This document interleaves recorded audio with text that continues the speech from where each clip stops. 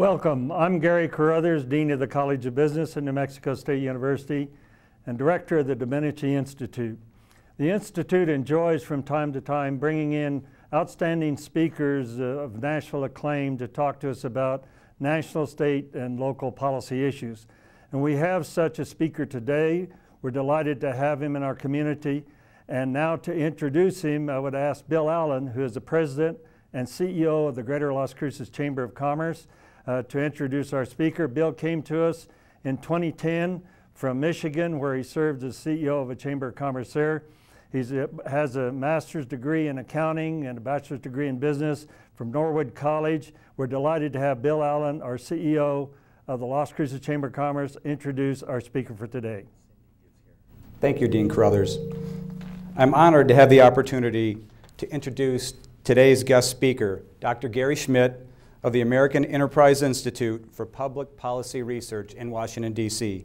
Dr. Schmitt is a resident scholar and co-director of the Marilyn Ware Center for Security Studies and is the director of the program on American citizenship at the American Enterprise Institute. Dr. Schmitt is a former staff director at the Senate Select Committee on Intelligence, and he was the executive director on the President's Foreign Intelligence Advisory Board during Ronald Reagan's second term. Schmitt's security work focuses on longer-term strategic issues and will impact America's security at home and its ability to lead abroad.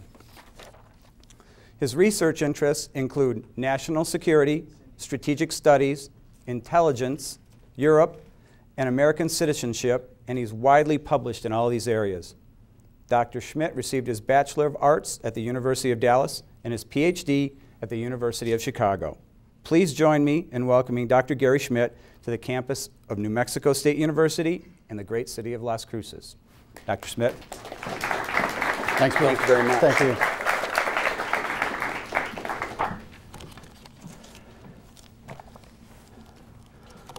Again, thank you, Bill. And thank you, Governor Carruthers and the Domenici Institute for this invitation to speak today. I've already had a great day. This morning I met with the Aggie ROTC cadets, and then I got to teach 2 classes on the presidency and the Constitution. I was left after this morning thinking that maybe if my first academic job had been here at New Mexico State, I would have stayed in academic. But as it happened, I wound up in Washington, D.C., working first, as Bill indicated, in the Senate in the 1980s, in the early 1980s. My boss was the late, great senator from New York, Daniel Patrick Moynihan, from whom I learned very much. And of course, it's in the Senate that you can meet the other giants of the day, such as your own former Senator Pete Domenici. It's also wonderful to be back in the Southwest. I grew up next door in Texas, and when I worked in the White House, I used to love coming to New Mexico to visit White Sands and the labs at Sandia and Los Alamos. I also have to admit I love getting my fill of green chili, blue corn, and sopapillas. Those were interesting times. The late 70s had been a period in which our economy was in terrible shape, and on the world stage we seemed to be in the face of an ever-expanding threat from the Soviet Union and its proxies. But in a little over a decade, our economy rebounded, the military had been rebuilt, and the Soviet Union had collapsed. Today, like the 70s, we appear in dire straits as well. We have an underperforming economy, we have expanding deficits, and an apparent desire to do less when it comes to national security. It's this last point I want to discuss today. In particular, I will be talking about the implications for national security of sequestration, the automatic across-the-board cuts to the defense budget mandated by the Budget Control Act of 2011. I will first try and explain what's happened, then move on to discuss its impact. I will then argue why I don't think those cuts are justified, and I will conclude with a few remarks on the larger implications of those cuts. As you can probably guess from the talk's not-so-subtle subtitle, quote, America's Strategic Cliff, unquote, I'm not likely to be in favor of us jumping off. But first things first, how did we get here? Faced with mounting deficits and debt, in August of 2011, Congress passed and the President signed the Budget Control Act. As part of the deal to raise the nation's debt ceiling limit, the bill mandated that there be $917 billion in cuts over 10 years, divided between the budgets for national security and domestic programs. However, entitlement programs, such as Medicare and Social Security, were essentially exempted from those cuts. Then, to help bring government spending under control, the law also established a special House-Senate committee called the Super Committee, whose job it was to cut another $1.45 trillion from the government's budget over the coming decade.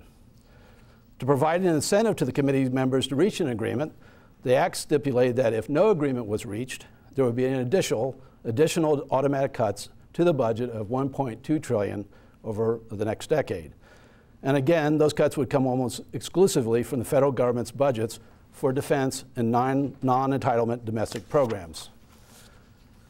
The theory was that fallout from such cuts would be so horrendous, both programmatically and politically, that the members of the Super Committee would surely reach an agreement. But they didn't. And the result is that starting this past month, the law requires nearly $500 billion more to be taken from the defense budget over the next decade, starting with a cut of more than $40 billion to this year's defense budget.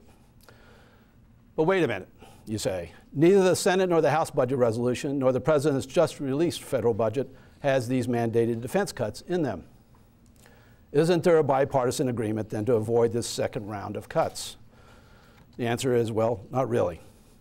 If an agreement isn't reached on the federal budget before the start of the fiscal year in October, then regardless of what the President or Congress have proposed for next year, the law's mandated cuts, sequestration, will still kick in. And a deal on taxes and spending with the Congress seems unlikely, given that President Obama and the Republican-controlled House of Representatives have been trying to reach such a deal for 2 years. I'm typically an optimist, but right now I would think you'd get better odds on the Houston Astros making it to the World Series than this year's budget agreement being reached. So where does that leave us? Well, first, as a result of the initial $487 billion in cuts to defense required by the BCA starting in 2012, a significant change was made in January of 2012 to our military strategic posture. Ever since World War II, we have asked our military to be prepared to fight 2 major conflicts at once. The logic was that if the nation was engaged in one war on one side of the globe, we didn't want our adversaries believing they could take advantage of that situation while we were engaged elsewhere.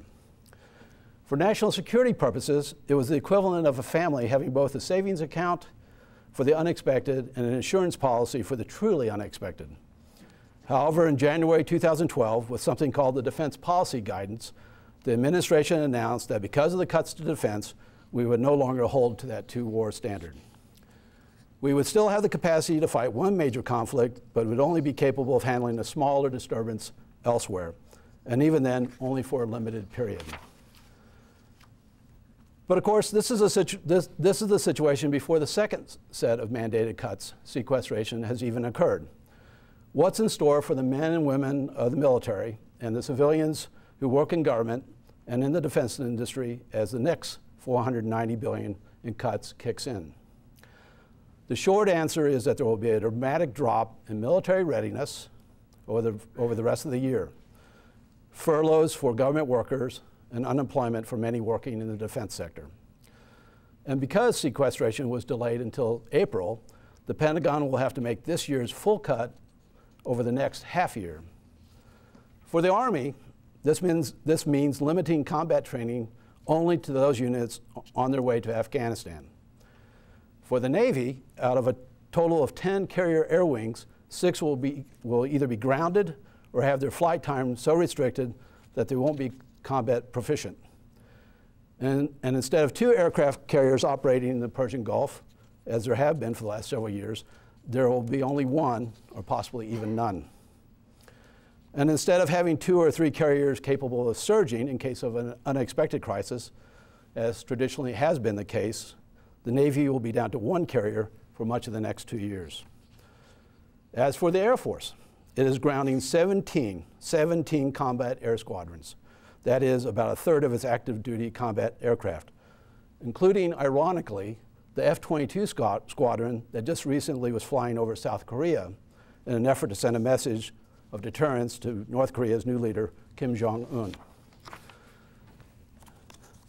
And let's be clear, military readiness always costs more and takes longer to regain than to keep it up in the first place. So that's today's bad news, but it doesn't stop there if the full amount of the 10 years' worth of cuts is not rolled back.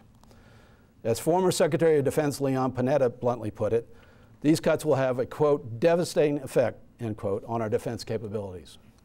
He warned lawmakers after the Budget Control Act was first passed that sequestration would likely result in the smallest ground forces since 1940, the smallest tactical fighter force in the history of the Air Force, and a fleet of less than 230 ships, the smallest level since 1915.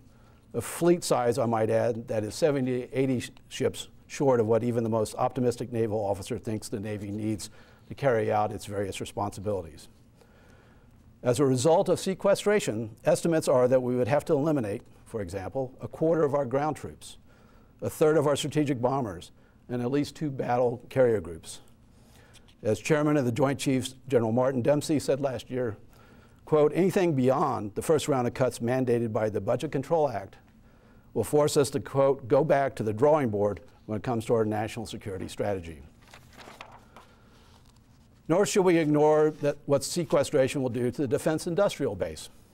We still talk about the defense industry as though it was the character and size of the so-called defense industrial complex described by President Eisenhower in the 1950s. But in fact, if you were to look at the list of the 100 largest companies by market capital in 2012, America's largest defense contractor, Lockheed Martin, wouldn't even appear on that list. Or if you were to look at the Fortune 500 annual ranking of America's largest corporations, Lockheed would in fact crack that list, but do so at number 58, far below companies such as Exxon, Walmart, Apple, United Health. Now, this is not an advertisement for rushing out and giving charitable contributions to Lockheed, but just a reminder that defense cuts have already had and will have an impact on the defense industry we once called the arsenal of democracy. As the budget declines further, personnel will be let go, accelerating the loss of skills and knowledge necessary to produce the best weapon systems in the world, and in turn reducing the number of large and small companies that think that there's a future in the defense business. And like military readiness, rebuilding that industrial capacity, should the nation require it, is a lot more difficult and costly than preserving it in the first place. But many of you might ask, well, how can the situation be so dire? Didn't the defense budget essentially double during the Bush years? Hasn't the current Secretary of Defense referred to this as a gusher of money? The answer is it did, and he did say that.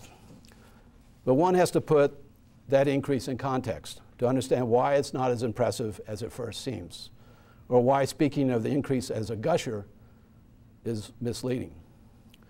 First, almost 2/3 of that increase has been spent to fight the wars in Iraq and Afghanistan and pay for the increases in salary and benefits for the men and women who have been fighting those wars.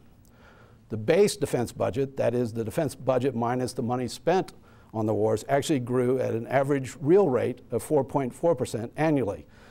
An increase to be sure, but hardly a gusher. Moreover, just looking at the growth in the defense budget that occurred from 2001 to 2009 leaves out another important fact. When President Clinton was leaving the White House, the country's defense burden had fallen to a post-World War II low 3% of the nation's GDP. The prior 8 years had been marked by what defense analysts called, quote, a procurement holiday, end quote, a prolonged period in which too few new military platforms, be it planes, helicopters, ships, and the like, were being bought to replace aging inventories of military equipment. It was also a period in which the general readiness of the Navy and the Army to go to war was low. In short, when one talks about the increase in the defense budget, one has to remember the hole the American military was in. And even so, the defense burden of the base defense budget at the end of President Bush's term in 2009 stood at approximately 3.5% of the GDP, a percentage still quite low by post-World War II standards and about average for the post-Cold War period. But shouldn't the military, given our fiscal problems, pay its fair share in fixing that problem? Doesn't everyone have to chip in? Well, the reality is the military has more than paid its due. Defense spending represents only 18% of the national budget, but under the Budget Control Act of 2011, the Pentagon has been asked to absorb 50% of the cuts to date. In addition, the next $490 billion that is sliced from defense comes on top of a nearly $1 trillion already cut in the defense budget since 2009. In other words, more than the equivalent of 2 years of current DoD budgets, war expenses included, will have been eliminated from planned spending over the next decade if sequestration is not reversed. Those cuts have led to the cancellation of dozens of major weapons programs, increasing the existing problem of recapitalizing the military. As former Secretary of Defense Robert Gates said prior to stepping down from that post, quote, "When it comes to our military modernization accounts, the proverbial low-hanging fruit have not only been plucked, they've been stomped on and crushed. Whatever remains are much-needed capabilities," end quote. To take just two specific examples from the Air Force. First, the fleet of air refueling tankers we use to keep our bombers and our fighters in the air and on patrol date from the late 1950s and the early 60s. The civilian version of that tanker, the Boeing 707, hasn't flown in decades. No passenger in his right mind would climb on one of those planes today. Similarly, the Air Force's current main frontline fighter, the F-15, flew for the first time in 1972. Now retired Air Force General David DePula recounts how he flew one particular F-15 when it first came off the assembly line in 1978. And then, 2 decades later, found himself making an emergency landing in Turkey in the very same plane as his wires for his control panel started to burn and go haywire. But then he discovered a decade later, in 2008, that his son, then Lieutenant DePula, was now flying the exact same plane while stationed at a base in Japan. Both these planes need replacing. Both planes are increasingly costly to keep flying. But the planned replacements for them may well be on the chopping block if sequestration is not reversed. Finally, sequestration does little to address the real long-term source of the federal government's fiscal problem, the unchecked growth in spending on social entitlements. In 2012, Medicaid, Medicare, and Social Security accounted for more than $1.5 trillion in federal spending, 3 times what the country will spend on base defense needs this year. As the graph on the screen indicates, entitlement growth is increasingly squeezing out all so-called discretionary spending, both domestic and defense. Now, according to the President's just released budget, spending on entitlements will increase by some $1 trillion from 2014 to 2023. Put another way, the amount saved from defense sequestration will essentially pay for the increase in entitlement spending over the next decade. That's good for me. I'm about ready to retire. Not so good for you.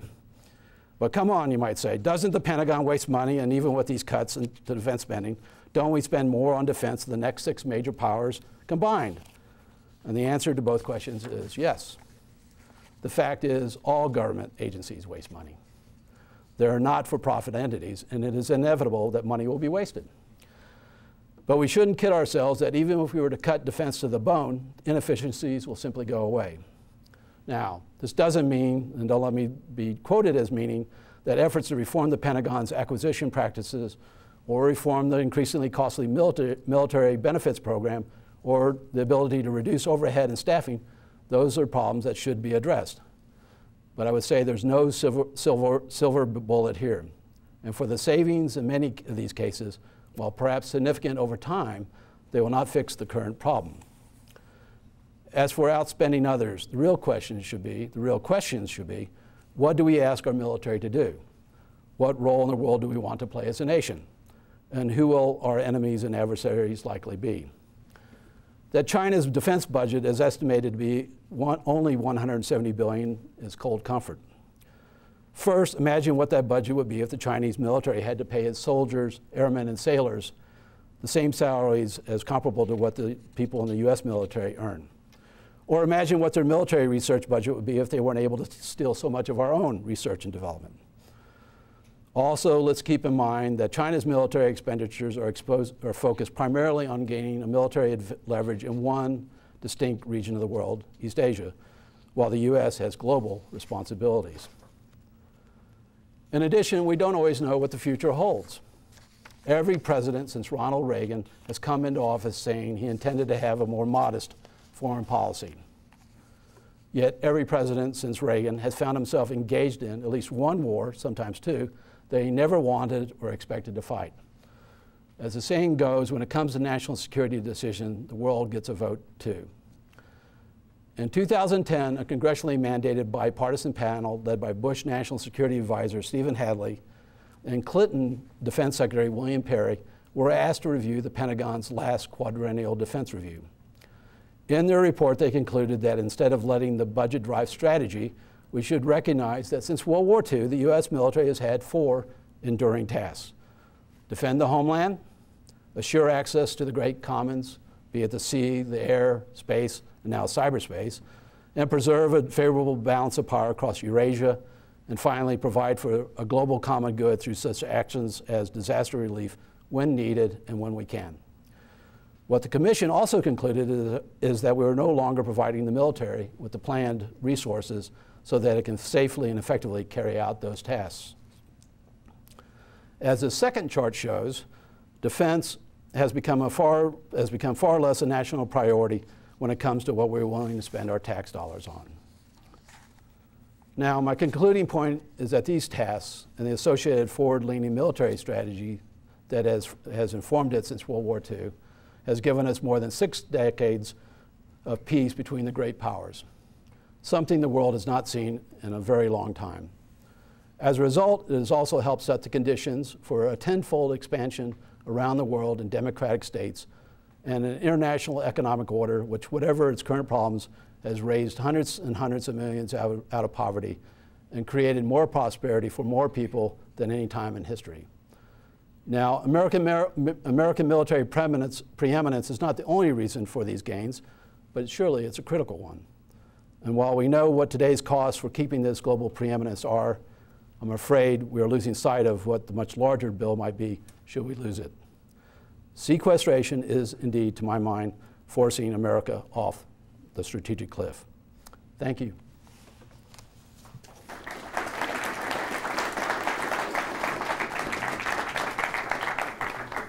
Thank you very much, Dr. Schmidt, for an outstanding, informative, and somewhat depressing presentation. I do depressing well. What started off as a ploy, as you indicated, has now led to some pretty serious details with respect to our defense posture in the United States.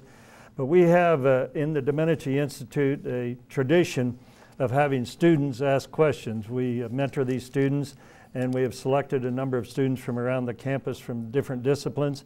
And so the first line of questioning on your presentation will actually come from some of our great students here at New Mexico State University.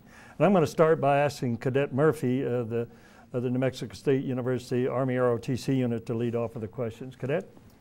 Good afternoon, sir. I'm Kyle Murphy. My question for you is, should we raise taxes to maintain military spending? I'm not opposed to raising taxes. I know my Republican colleagues might sometimes be, or typically are opposed to that, but I think we're in a situation now where our national security situation is significantly at threat that we have to think about raising more revenues. Now, economists will say that you can maybe fix the tax code so that you're not actually raising taxes, but you gain more revenues. I'm not an economist, so I wouldn't be able to speculate on the best way to go, but I do think, let me sort of back up one little bit. I think an opportunity was lost in 2001 after 9/11. President Bush, I think, rightfully took the war to our enemies, Al-Qaeda. But at the same time, he indicated that, and I understand why he said this, which is we should go back to being as normal a country as we possibly can. I think it's very hard to say that you're at war and still say it's an everyday normal situation. So I think at that point in time, I think As we've done in the past with other wars, we've asked people to buy war bonds and other things. And when people buy war bonds, they're not expecting to make money. They're expecting to help with pay for these extraordinary costs that go along with wars. So I thought we missed an opportunity then, and I think we're now facing a situation where we just have to have some more revenues. Give your name and what you're majoring in. Yes, sir. My name is Zachary Quintero, and I'm a government and economics major here at New Mexico State University. Just want to say thank you for sharing your time, first off. My question is, how will research and development of current and near-term technologies, such as drone development, specifically because it's related with this university in respects to development and research, be affected in regards to sequester? I think one of the dangerous things that's happened with sequester is that, for example, in this year's budgets, both the ones proposed by the Congress, but the President's recent budget, it ignores sequestration's final $500 billion cuts. So the danger is that we're not being asked to think about what the cost of those cuts might be. In other words, we're acting as though those cuts will never come. Now, they may never come. Maybe the Congress and the President will be able to make a grand compromise and we won't go down this road. But wouldn't it help to reach a grand compromise if we knew for a fact what that $500 billion is going to cost us in terms of research and development? What's it going to cost to the men and women who are serving that get let go? What is it going to do to the defense industrial base? There are all kinds of major implications for this next round of cuts that we simply, it's a pig in a poke. We just simply don't know. And so my general sense is that everything but the most minimal ongoing programs are going to be impacted. So research and development is one of those things where people will go, I need to be able to buy gasoline to get this tank running tomorrow. If that means I'm not going to spend on research that may help me 15 years down the road, well, I'm not going to be in here 15 years down the road. So the incentive structure is always to fix current problems at the cost of the future. Hello, sir. My name is Pablo Romero, and I'm a criminal justice major here at New Mexico State, who's getting ready to commission in May of 2014. Congratulations. My question to you is, will the sequestration budget cuts really make a difference in the overall budget deficit, especially with unemployment likely to be higher as a result? Well, my answer is no. You could eliminate today's defense budget and you would only basically have the current fiscal deficit. And again, as I was trying to point out earlier with one of the graphs, which I don't know if in the audience would have been able to see, but one of the things that's quite remarkable, the American population is aging, but the entitlement spending is increasing at such a rate. That's not only defense that's going to suffer, the domestic discretionary programs can't really exist if entitlements continue to increase at the rate they are. Between paying for the debt, interest on the debt and entitlements, there'll be very little money left for doing anything else. Hello, my name is Cassie Cooper, and I'm pursuing a Master's in Business Administration with a specialization in finance. And my question for you is, could sequestration impact our ability to respond to natural disasters? Yeah, absolutely. I mean, again, our first responsibility, of course, is to our own national security, to our homeland defense and to the defense of allies we have security agreements with. And what's going to happen is the things that we like to do because we're a great country and we're a kind country, those things will be put to the side because we simply won't have the money to pay for those extra things like flying people to Pakistan to take care of an earthquake disaster or rush ships to Haiti in case that is, the hurricane disasters there. So, people around the world expect, again, this is above, what our core responsibilities are, but they've come to expect our helping hand. And so it's a big plus to us strategically for people to think about us that way. So when we don't do those things, it's going to cost us in a kind of a soft power way as we move ahead. Hello, Dr. Schmidt. My name is Dana Durio-Catron, and I am pursuing a PhD in English here at New Mexico State University. And my question is, how will veterans' benefits be impacted during the sequester? And will exiting service members still receive the benefits we promised? Well, there's been a lot of work done on the benefits packages. Let me begin by saying Congress has increased the number of people who receive, for example, medical TRICARE insurance from just not only the people that are serving, but also retirees. And so the result has been, I forget what the numbers are, but a rather startling expansion in both numbers and cost for TRICARE for the military. Again, that has to be trimmed back. Now, how you do that is really important. It strikes me that, and I think Congress agrees on this, which is you don't cut the benefits of people who are serving now. They entered the service with certain benefits and package and salary in mind, and they're fighting wars, and you don't cut those people. You don't start reducing their benefits. That said, for people who will be entering the service, it's completely fair, in my mind, to begin to restructure the benefits packages in a way that starts to reduce the cost over the long term. And there's other things that people can do. What I would say, one of the things I was trying to point out in my remarks is you can save a lot of money by reducing benefits or increasing the rate of the increase, or decreasing the rate of increase. But those savings, if you do it right, really don't start to show up for another decade. And so if you wanted to fix the current fiscal problem in the defense budget, A, it's not going to happen because the Congress isn't going to do it, and B, even when you do it, you're talking about 10, 15 years before you see significant savings. Hi, my name is Kevin Cardosa. I'm pursuing a political science degree here at New Mexico State University. I've read of reductions of in naval and air patrols in Latin America as a result of sequestration. With that being said, are we compromising our efforts to control drug trade? Well, yeah. I mean, I was telling somebody else earlier this morning, I remember when I worked in the White House, I went to Tinker Air Force Base, which is where they, the home of some of the AWACS, airborne warning and air control planes. And we flew out of, on a training mission out of Oklahoma and flew over the Gulf.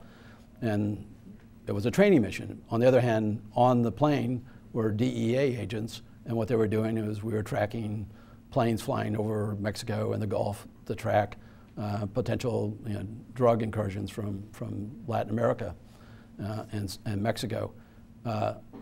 Those are the kinds of things that will be stopped. And we already have eliminated some naval patrols down to Latin America and some patrols that are taking place in the Caribbean, because the Navy, basically to save money for core missions, isn't going to be able to help with these other matters. Hello, my name is Kelsey Campbell. I'm a senior majoring in economics here at New Mexico State University, and I'd just like to thank you for taking time to come to our great campus. My question is, do you see any of the cuts from the sequester becoming permanent? Well, they're permanent they become permanent in the following ways. I mean, the United States tends to draw down after wars, and then when something happens, we build back up. And so we go through this cycle. The weird part, if I might say, this time around, is we're drawing down and we're still at war. And it's not, a lot of the cuts that were made after the end of the Cold War, you could look at them and you could say, look, there wasn't any major security threat supposedly on the horizon, and so therefore we could afford to cut. You can't say that today. There's instability in North Africa. There's instability in the Middle East. China is increasingly aggressive. We've just seen the situation with North Korea. So, I'm worried that we're cutting precisely for the wrong reasons at the wrong time. On the permanence, let me give you an example. During 2009, 2010, the decision was made to stop building the F-22, which is by far the best plane man's ever built in terms of fighters. As I said, that F-22 squadron that flew over South Korea, we're now grounding. Well, we only have 187 of those planes. We were supposed to buy 700 of them, okay?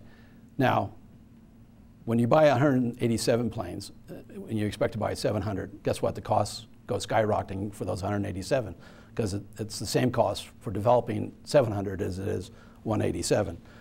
All right.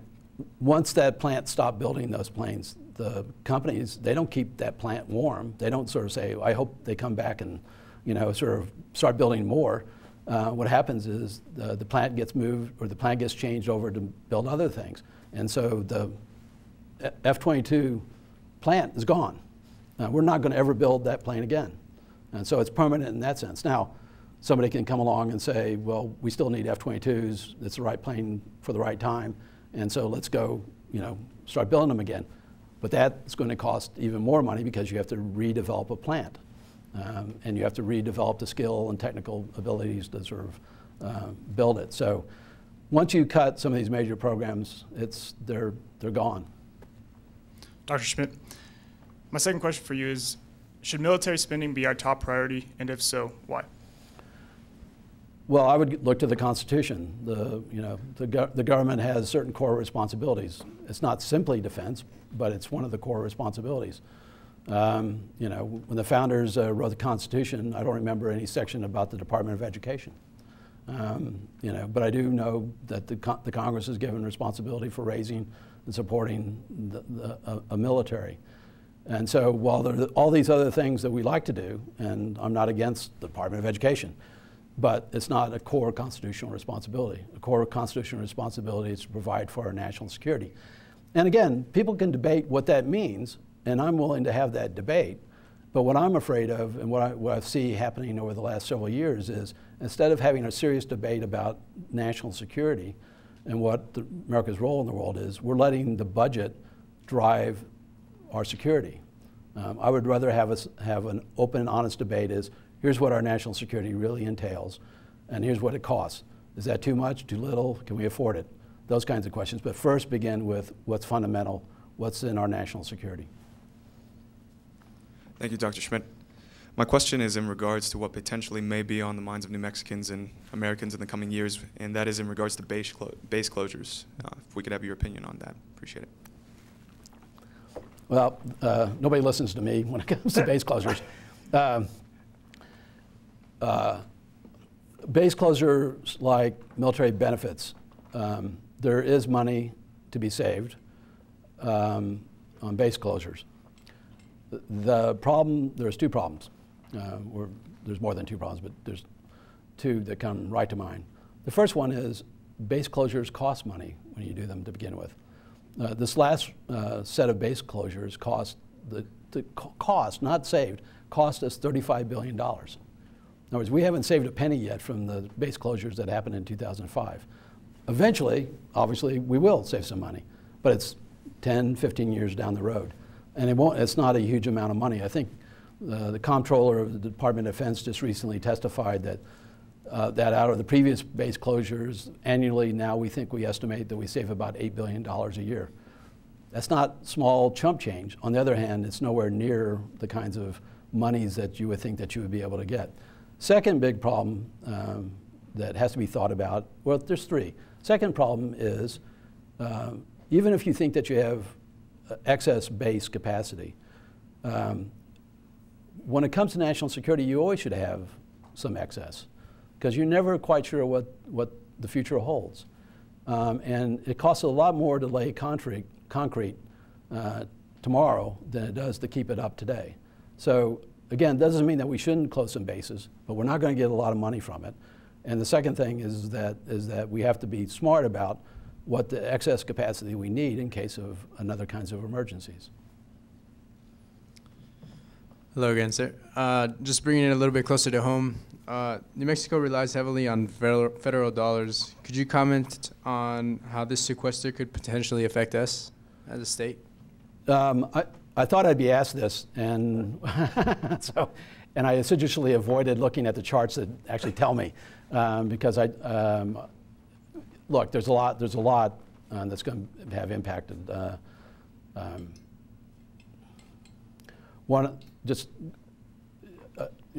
know there'll be thousands of jobs that are lost for sure, and between the labs and the military bases and the support the private commercial activities that support the military here. So it will be significant. What it exactly is, you know, again, because we don't know exactly what sequestration is going to look like and how they're would implement it. But you know, let me be a little bit more partisan. When the president had his stimulus package when he first came into office, when the economy seemed to be needed a boost, there was $800 billion plus dollars put into the economies with spending, and federal spending. Less than $6 billion of that went to anything related to defense. And the truth is, again, this is not, you know, economists wouldn't necessarily agree with this, but if you really want to boost employment and get things going, the military can always be buying things. There are plants that are, you know, for example, you know, building, you know, vehicles and planes and stuff like that. If you throw money at those things, the way they throw money at, for example, you know, solar panel people, you know, you would actually have people who are employed, people that would be hired, and you'd actually have something at the end of the day. So I think even when we tried to boost employment, I don't think we've given defense a fair share. Thank you, Dr. Schmidt. My second question for you is it possible to reestablish the bipartisan consensus that the U.S. had on defense and foreign policy issues prior to and for several years after the fall of the Soviet Union? That's a great question, and it's one thing that my institute, we're working on now. Two retired senators, Senator Kyle, a Republican from Arizona, and Senator Lieberman, former senator from, Democratic senator from Connecticut, are just now creating a bipartisan committee that's going to try and reestablish the arguments for a bipartisan approach to national security and foreign affairs. It has fallen apart for a variety of reasons, both good and bad. Part of it is just generational. I mean, when I was a young man, you know, the Soviet Union was the threat, and virtually everybody understood it was a threat, and there was a kind of it wasn't that we didn't have debates about how to handle the threat, but we definitely knew it was a threat. We now exist in a world where the threats are more nebulous. Sometimes terrorism isn't nebulous, but it's everywhere and nowhere. Who knows what we should be doing in Syria? Is China really a problem or not? So it's a lot harder to build the case because it's not so obvious what the threats are. You have to think through how do you prevent threats from happening more seriously. So it's a very important question. In my own, you know, sort of conservative circles, we've had a lot of new congressmen who've been elected to address domestic issues. They're not there because they think about foreign policy. And so they often wonder, they look at the Pentagon and the military and they go, well, that's a big, you know, pile of money. Can we, you know, pull money from there? It's not because they're isolationists, it's because they haven't experienced much or thought much about foreign policy. So moving them along, getting other colleagues to think more seriously about what we need to do as a nation in the long term is going to be an educational experience or educational effort. We're not there yet. I would say one of the good signs is that when Congressman Ryan put forward the House budget proposal for this year, his proposal eliminated the next sequestration amounts, and he had a lot of those recently elected congressmen vote for that budget. I think a year and a half ago they might not have because they would have wanted to cut defense more. So little progress, little hope. I'm always optimistic the Americans do the right thing. Ultimately, it's just ugly getting there. Thank you. My dad is a civilian employee at the Puget Sound Naval Shipyard in Washington State. And so my question is, how will the expected furloughs impact Department of Defense civilians? And how will they make up for lost income and benefits as a result? They won't. The furloughs, you know, again, people, you know, the early estimate was there'd be about a 20% loss and a lot of civilian employees' incomes because of furloughs. It's not clear yet that if that's exactly going to be the case or not, but it still will be significant. And again, this is one of the problems which I tried to talk about earlier, which is the failure to actually put on the table what sequestration really is going to mean. It's just wrong. We need to know as a nation what these cuts are going to look like. We ultimately may decide that we're fine with it, but at least we should know. Now, the other thing I would say is that, and when I was mentioning, where Lockheed Martin, the defense contractor, stood in the great commercial world of the United States. And I think people were surprised by, that it's not one of the world's, the United States' largest companies.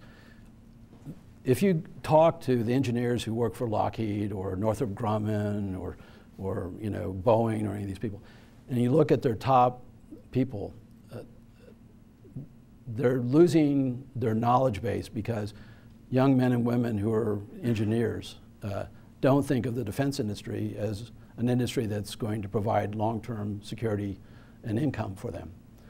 So, if you're the bright young kid from Georgia Tech and you've got the job choice between going to work for Google or Northrop Grumman, you're going to go, where am I likely to have a successful career? And the bet would be Google. Thank you, Doctor. Do you think we should maintain our bases in other countries, for example, troops in Japan and Germany? Yes, I do. The bases, first of all, in Europe, we've drawn down like 90% of the military that was there during the Cold War, so it's not as though we haven't made adjustments in our basing structure there. And as a matter of fact, we're removing 2 more battalions, or BTCs, here in this next year. We're not in Europe so much because of Europe anymore. We're there because it's a lot shorter to get to Africa and the Middle East than from the US. So those bases still have strategic rationale. It's just not the same rationale as during the Cold War. When it comes to Asia, we have a security alliance with Japan, just as we have a security alliance with South Korea. And both countries face, in the case of Japan, China, in the case of South Korea, North Korea, they face countries that seem to be very aggressive towards them.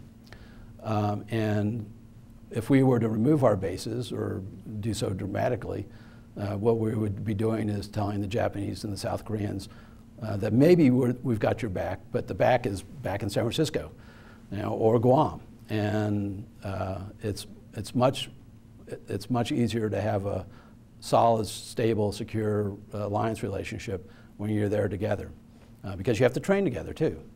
And we also asked, for example, the Japanese, we asked them to do quite a bit. They have a very fine Navy. They could do more, but they do an immense amount for us in their waters and around their waters that otherwise we'd have to do. And I think if we pulled back, we'd be asking, they'd probably be doing less, not more. Thank you. Are there any other federal programs that you would cut? Would I cut?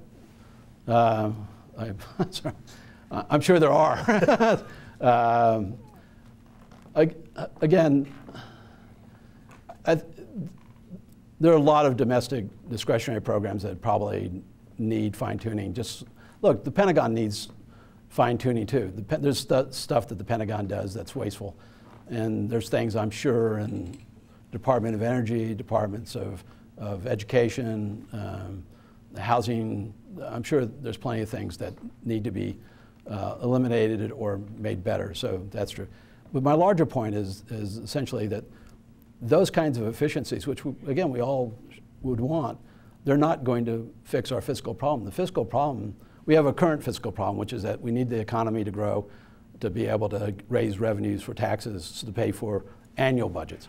But the long-term debt problem is one that's tied to the money we owe ourselves in the Social Security and Medicare and Medicaid. That looming debt, that looming fiscal problem is the one that's got to be fixed. And unfortunately, nobody wants to seem to fix it. I'm Chris Erickson. I'm a professor of economics in the College of Business here at NMSU. I'd like to thank you for this fascinating discussion we've had today. And my question has to do with strategic overreach. And you're probably aware of a book that was published 25 years ago now, which is by Paul Kennedy, The Rise and Fall of Great Powers. And in that, he argues that the reason why great powers fall is because of strategic overreach. You've done a good job of outlining all the commitments the United States has in the world. Maybe the solution is to cut back on those commitments, and perhaps we'd be both more secure and economically stronger if we were to do so. Yeah. The funny thing about that book is that it was written pointing at the U.S. And the country that collapsed, of course, was the Soviet Union. And at the very time he was writing that book, we were spending approximately 6% of our gross domestic product on national defense. We spend now, with the war included, about 4%. So it's very hard to say that we're overextended. 4 cents on the dollar, given what capabilities we get, I think, strike me as not being overstretched. Also, there's a cost. Well, let me back up. I've looked at one study in particular. Some friends of mine at another think tank who are very much for pulling back, and they proposed a radical pulling back, getting rid of our treaties in South Korea and Japan, and basically becoming an offshore balancer in the sense that we only intervene when we have to, when things get out of control somewhere else. When they looked at the savings that you could gain from that, what they got out of that was $900 billion over a decade. This is before sequestration. Now, so that cuts our defense budget by about a quarter, over that decade. And you have to ask yourself, is that level of savings really worth the kinds of problems that would arise by us not being in this forward-leaning position? Would China, for example, if we weren't there, would China, for example, just go ahead and take over the South China Sea as it wants to do? If we're not there, they surely will. If we're not there, they're bound to take over the islands that are in dispute with Japan. Now, you can say, who cares? But over time, what happens with powers that go down this road, they tend to reach too far, and then we have to intervene. And when we have to intervene at that late stage, the costs are actually extremely high than just being in a position of deterrence to begin with. So I understand the argument. I just think that the costs for retreat, or not retreat, retrenchment, are underappreciated. You're going to have to do a soundbite on this one. We only have about 3 minutes. Okay. Thank you. My name is Jim Peach. Good to see you again. Thank you for being here. My question will be a really quick one. Suppose you were Secretary of Defense and you were mandated to cut the Department of Defense budget. What programs within the DoD budget might you take a look at? I think the biggest program that the biggest savings you'd have to do, but you wouldn't get immediate savings, would be look at the military benefits program. We don't, as I said when I quoted Secretary Gates, we've literally cut to the bone. The biggest savings that you could get would be to eliminate the F-35 fighter program. But that is the only stealth fighter program we have left. And so if we don't have that fighter program, then we really don't have a fighter that will be serviceable for the decades ahead. Dr. Schmidt, again, thank you very much for coming here, but President Obama is going to hear today that you made a brilliant presentation at New Mexico State University, the Yale of the Yuccas, on sequestration. And he's going to call you into the office, I'm sure, early next week and say, Dr. Schmidt, I heard about that presentation. You fix it. Tell me how you're going to fix the sequestration issue. Well, if I fixed it, I'd have to be Caesar, in which case I would order that, in fact, we address the entitlement programs, we change the tax code to raise more revenues, and then I'd be very strict about sort of finalizing what it is that the country's core responsibilities are and move forward with those and make sure they're fixed as opposed to trying to do everything. Well, tell me a little bit about the national debt and the national debt issue. Is that part of your equation of trying to fix things? Yeah, I think, again, there are two parts of the debt. I mean, the fiscal problems. One is getting the economy going again. And that, I think, President Obama's not going to want to hear from me, but it would require getting rid of a lot of regulations, and it probably would get rid of Obamacare. Not that I know anything about Obamacare, but I do know one thing is that American companies are sitting on a lot of money And the reason why they're sitting on a lot of money is because labor costs are uncertain. And they're not hiring people because they don't know what the labor costs are going to be. So moving the country forward by having those companies reinvesting in our labor force, I think is an immediate necessary step. Is the saber rattling by Korea have anything to do with the fact that they believe that militarily we're no longer prepared to challenge them? I think it's more having to do with a young leader trying to show his bona fides in a very uncertain leadership position. He learned from his father and his grandfather that if he rattles the cage, the Americans and others will eventually come around to offering him things. And so it's kind of his way of, his problem is that his father and grandfather have rattled the cage certain ways. He has to rattle the cage even further to get people to listen to him. So his difficulty is going to be stepping back from that, because if we don't respond, then the legitimacy of his rule is very much in question. So it's a very dangerous situation. It's one of these times when I'm glad I'm no longer in the White House. Dr. Schmidt, thank you very much. And I want to thank the American Enterprise Institute for allowing you to come out and talk to us. And I hope you come back sometime soon. We do enjoy our public policy discussions and debates here at New Mexico State. And we're eager to have you and your colleagues come out from time to time. Enjoy that chili that you think you need to survive. And I hope you all enjoyed, by the way, the students' questions. These students are called in. They prepare for it. We're very proud of our students at New Mexico State University.